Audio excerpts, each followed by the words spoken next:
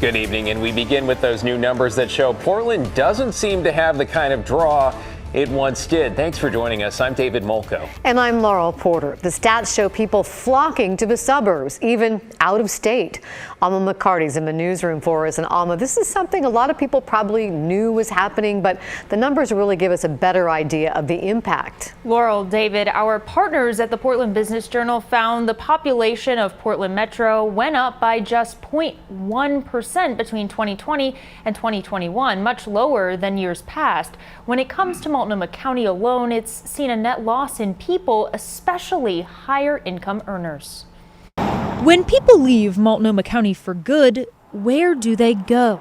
Our partners at the Portland Business Journal found out. Data from the IRS shows more tax filers are moving out than they are moving in. From 2019 to 2020, Multnomah County lost nearly 2,000 tax filers, and the people moving out tend to make far more money than the newcomers. The analysis also shows most are moving to Clackamas County, then to Washington County, and in third across the Columbia to Clark County. Those with the highest level of income are relocating to Deschutes County. Numbers also show many are heading to California, to Arizona, and to Texas. That's not to say everyone is leaving. Everybody thinks, oh, it's better somewhere else. Well, you have to go there and find out for yourself. Paul Faber and Nicole Koffler are both Multnomah County residents.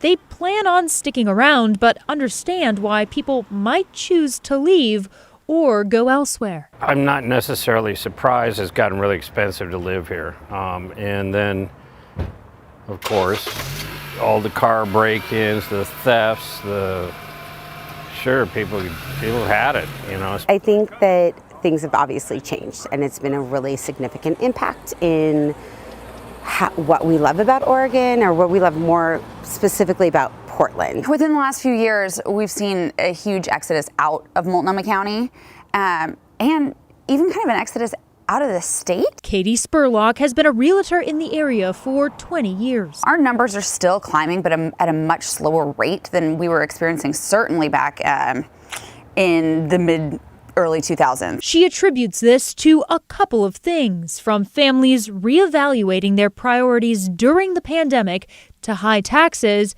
trash, and crime. God, I was so proud of Portland. You know, it's like the sleepy town that we grew up in all of a sudden is bustling. Yeah, it's a little bit embarrassing, as it is right now, but it has to come back. It just has to. Now, in terms of the people who are moving in, Spurlock says it's typically younger people who don't mind issues with crime and homelessness as much, who are here and in it for the big city and the food scene that still exists. Yeah, maybe still seeing the promise and perhaps the potential. Thank you, Alma. Yeah, let's get to some new video tonight. 4 people have been arrested following a shooting in Hillsboro. It happened this afternoon around 3:30 on Northeast 106th Avenue between Evergreen Parkway and Cornell Road. The victim was shot in the shoulder. Police found 3 suspects there at the scene. A 4th was caught a short time later after police say they tried to get away and then crashed into another vehicle.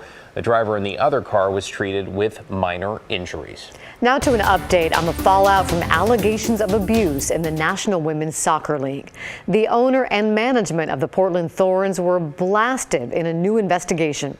And tonight, Thorns owner Merritt Paulson says he, the team's president, and the former GM will temporarily remove themselves from all Thorns-related decision-making. And this comes 24 hours after that independent review found sexual misconduct and emotional abuse are systemic in the league. The inquiry, led by a former deputy U.S. Attorney General, also revealing attempts by the Thorns organization to interfere with the overall investigation. That report making a number of recommendations. Members of the 107 Independent Supporters Trust, that is a nonprofit that supports the Thorns, the Timbers, and soccer in general, say they are looking for action. We want literally any sort of repercussions. You know, so far, everyone that's been involved is still there. We want tangible consequences and change. There you go. Paulson also releasing a short statement apologizing for what he called the organization's role in a, quote, gross systemic failure to protect player safety, end quote. He added he does not plan to make further public statements on the matter until the league completes a separate investigation in November. Elected officials are touting the importance of voting by mail and denouncing threats towards election officials. They say those threats stem from conspiracy theories surrounding the 2020 election. Today, Senator Ron Wyden and other elected officials came together to condemn threats against election workers. The president and CEO of the Urban League of Portland spoke about the importance of voting by mail.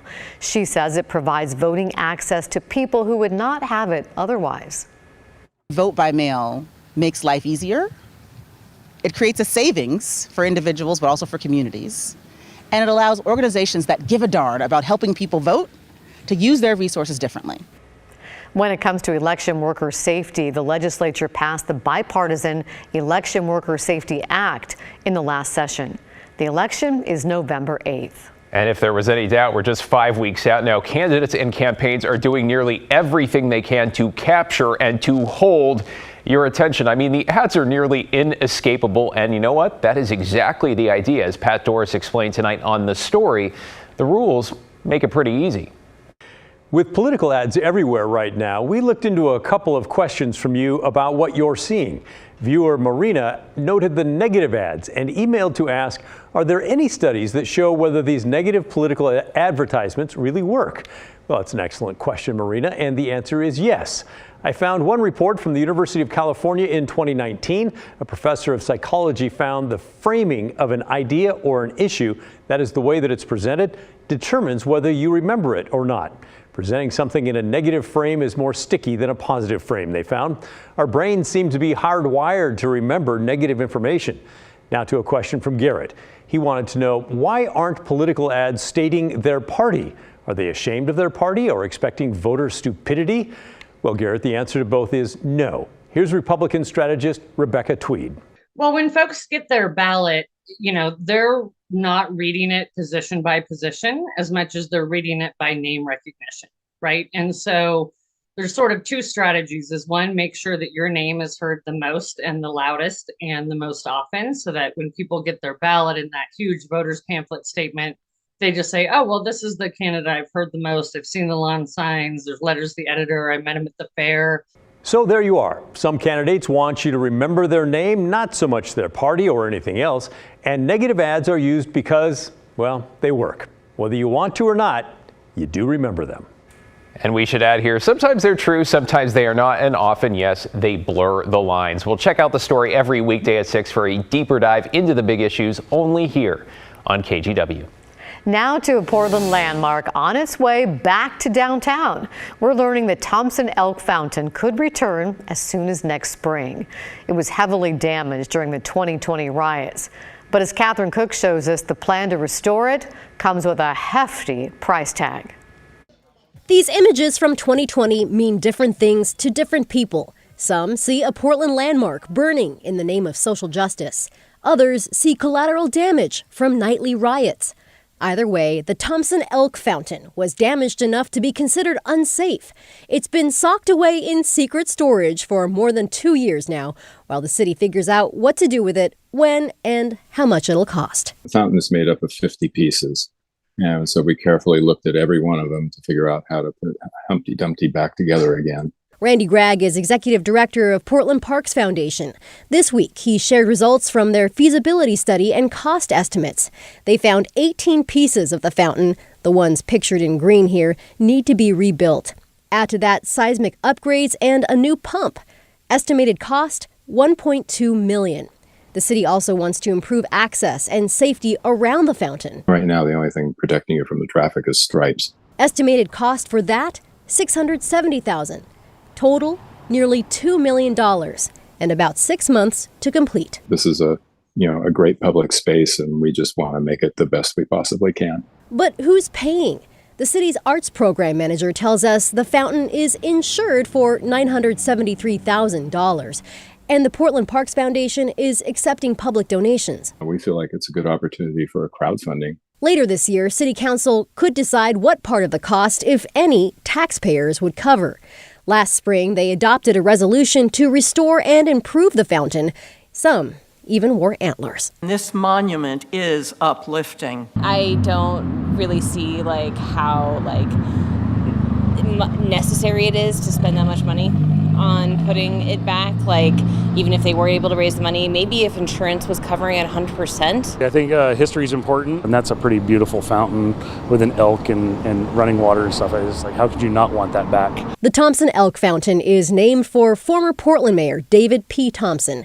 In 1900, he commissioned the now historic landmark to honor the Oregon Humane Society, which he co-founded. Over 120 years, historians recorded about 30 major protests at the Elk Fountain. So what made those in 2020 so different? Well, for one, the basins were empty. Because of COVID, the city had shut down all the fountains, so fires set here caused damage that had never been done before. We think the best insurance policy against that kind of vandalism is to have water in the fountains. And then also, there will be some, graffiti treatment for it, so graffiti can be easily removed. A plan like no other to lead this elk back to water. In downtown Portland, Catherine Cook, KGW News.